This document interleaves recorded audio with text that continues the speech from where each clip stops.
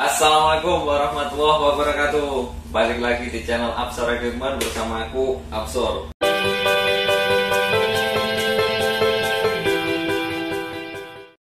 Nah, bagaimana kabar kalian teman-teman? Semoga kalian selalu dalam keadaan yang sehat dan bahagia.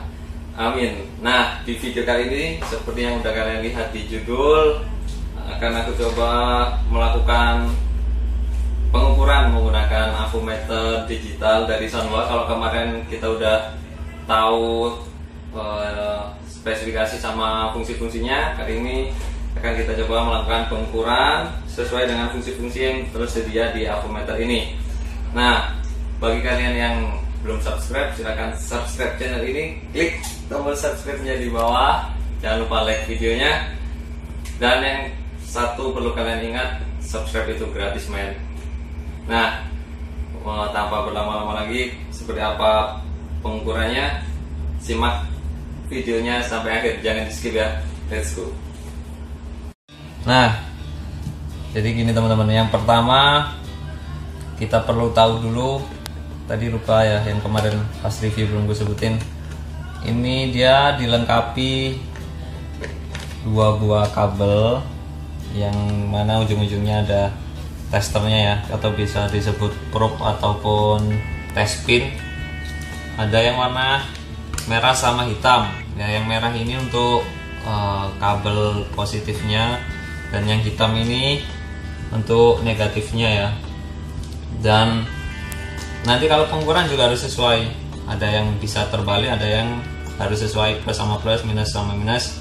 Nah, daripada nanti kalian bingung, simak video ini sampai selesai ya, biar nggak bingung cara pemakaiannya. Untuk yang pertama, ini masih posisi off, kita geser ke kanan. Ini pengukuran tegangan ya, lambangnya V atau voltage. Dia bisa mengukur tegangan DC atau searah, dan juga tegangan AC atau arus bolak-balik. Nah, untuk yang pertama kita akan coba mengukur arus AC ya, atau arus bolak-balik. Itu biasanya di arus listrik punya PLN ataupun output dari generator, biasanya di listrik rumah-rumah. Ini kan masih di lambang arus DC. Untuk pindah ke arus AC kita klik select 1 kali. Nah, ini sudah lambangnya arus AC ya, lambang gelombang. Nah, kita akan coba mengukur tegangan dari stop kontak yang ada di dinding ini. Nah, ini normalnya dia harus menunjukkan tegangan 220, sekitar 220, berarti itu sesuai ya sama tegangan dari PLN. Kalau ini bisa bolak-balik ya, antara plus sama minusnya bisa bolak-balik. Nah, nanti kita coba bolak-balik, dia tetap bisa baca.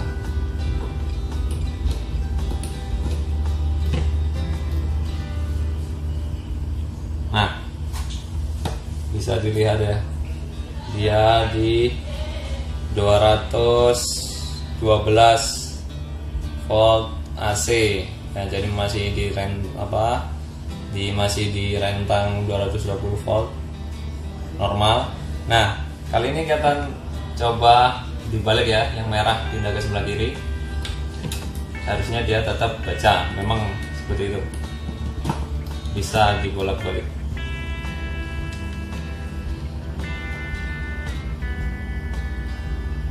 Mana tadi? Nah, 212, 211 sama ya kayak yang tadi. Jadi kalau tegangan AC bisa bolak-balik, nggak perlu dicari tahu mana plusnya mana minusnya. Selanjutnya, dari tegangan AC atau bolak-balik, kita ukur tegangan DC ya. Kita klik select lagi sekali. Nah, udah balik ke lambangnya DC. Biasanya harus DC ini dari baterai ya teman-teman, yang tegangan yang dipunyai oleh sebuah baterai. Nah, ini aku udah punya 1 buah baterai bekas tadi. Ya, dia ini kalau kita baca di speknya 12 volt Ini kalau ini bekas mungkin dia akan kurang dari 12 volt ya.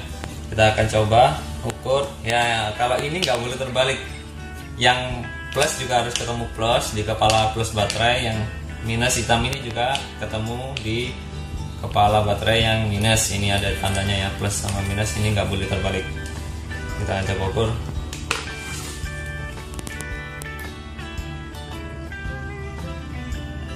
Yaitu cuma 8,14 volt. Memang ini udah drop ya baterainya.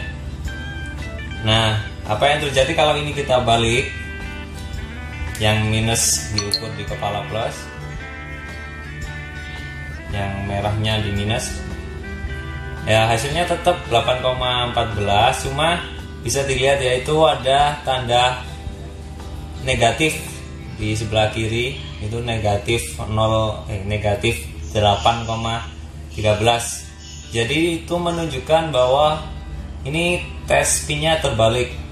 Jadi dia tandanya negatif ya, ada minusnya. Nah, itu ada minusnya. Nah, kalau kita sesuai, dia minusnya akan hilang. Ya, seperti itu hilang. Nah, jadi intinya kalau tegangan DC nggak boleh terbalik, plus harus ketemu plus, minus juga harus ketemu minus. Nah, selanjutnya kita geser lagi selektor switchnya ke kanan. Ini ada lambang ohm ya, atau hambatan. Nah, karena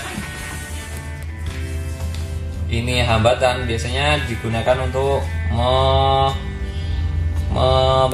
mengukur kontinuitas ya, atau mengetahui kontinuitas atau ketersambungan dari sebuah kabel. Nah, ini aku udah punya satu buah kabel.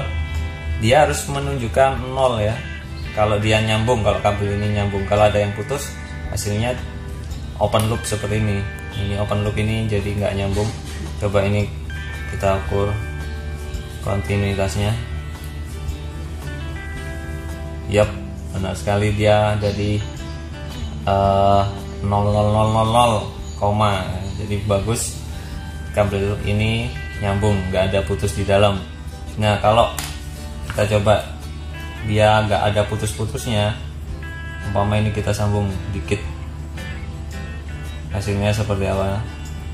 Atau kita buat seakan-akan kabel ini mau putus di dalam, tapi kita nggak tahu.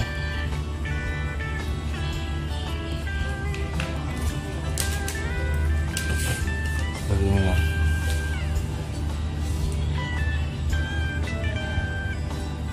Oh, masih nyambung, masih bagus. Nah, tapi kalau memang dia udah putus ya, atau cuma agak nyambungnya dikit aja, mana kalau nyambung dikit, nah dia lebih dari ini seperti ini ya, open loop. Jadi ada yang putus di dalam, kita bisa cek pakai kontinuitas. Tapi lebih mudah lagi, ada yang pakai suara ya, dia dilengkapi dengan buzzer. Kita klik select 2 kali ya. Nah, ini kalau nyambung dia akan muncul suaranya.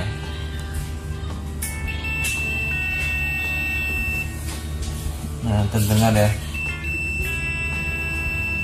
Jadi untuk lebih cepat kita mengetahui sebuah kabel itu putus atau tidak, bisa kita tempatkan di posisi yang ada buzzernya ini. Selanjutnya akan kita coba ukur muatan dari kapasitor. Pastikan dia sudah di satuan mikrofarad seperti ini, bisa dilihat ya, mikrofarad, dia lambangnya F besar. Ini aku sudah punya satu buah kapasitor, dia speknya 25 mikrofarad. Bisa kita cek ujung sama ujungnya.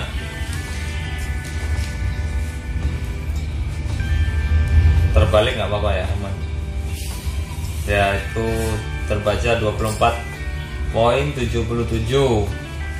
mendekati dari speknya tadi 25 ya, maaf, 25 mikrofarad. Seperti itu aja. Kalau kapasitor mudah terbalik nggak apa-apa, hasilnya tetap sama. Next ada pengukuran frekuensi, lambangnya Hz ya, atau biasa kita sebut Hertz, itu satuan dari frekuensi. Untuk frekuensi kita coba ukur stop kontak tadi. Nah, kalau di Indonesia umumnya dia memakai frekuensi 50 Hz. Jadi ini hasilnya harus mendekati 50 Hz atau pas di 50 Hz bagus ya. Boleh terbalik sama aja karena ini harus bolak-balik.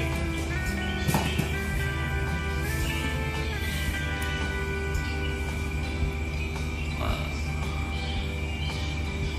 50 kadang 49,99, 50, 49,99. Nah, frekuensi itu memang seperti ini ya, nggak bisa stabil, cuma naik turun di angka 4950, 4950. Jadi caranya seperti itu, sama kayak mengukur tegangan tadi, cuma pastikan selector switch-nya ada di posisi Hz ini ya, atau Hertz, satuan dari frekuensi. Nah, yang terakhir ini ada miliampere.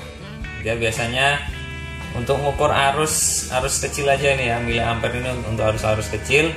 Biasanya dari komponen-komponen elektronika kecil-kecil, tapi aku nggak punya caranya, nggak punya contohnya. Cuma kalau teorinya mengukur arus, pastikan avometer ini di seri ke rangkaian listriknya di seri. Jadi umpama rangkaian listriknya tersambung seperti ini ya, kalian harus memutus satu jalur, kalian putus, avonya kalian pasang di salah satu ujung seperti ini. Nah, nanti dia akan terjadi hubungan seri, baru bisa terbaca arus dari komponen tersebut. Nah, seperti itu aja caranya, tapi aku nggak punya contohnya. Nah, seperti itu aja. Pengukurannya ada beberapa macam. Ya, terima kasih. Nah, jadi seperti itu ya pengukuran yang bisa kita lakukan menggunakan avometer tadi, avometer digital dari Sanwa. Banyak sekali yang bisa kita ukur, dari mulai tegangan, arus, kontinuitas, frekuensi, dan juga muatan dari kapasitor. Nah, salah satu keuntungan memakai avometer digital ini, kita langsung tahu hasilnya, nggak usah dihitung-hitung atau dikalibrasi kayak avometer yang digital ya. Dan bagi kalian yang udah nonton video ini dari awal sampai akhir, terima kasih. Yang belum subscribe silahkan subscribe. Jangan lupa like videonya juga. Kalau kalian masih ada yang bingung atau ada pertanyaan, silahkan tulis pertanyaan kalian di kolom komentar. Insya Allah akan aku jawab. Dan mungkin cukup sampai di sini dulu video pengukuran kali ini. Sampai jumpa di video selanjutnya. Wassalamualaikum warahmatullahi wabarakatuh. Bye bye.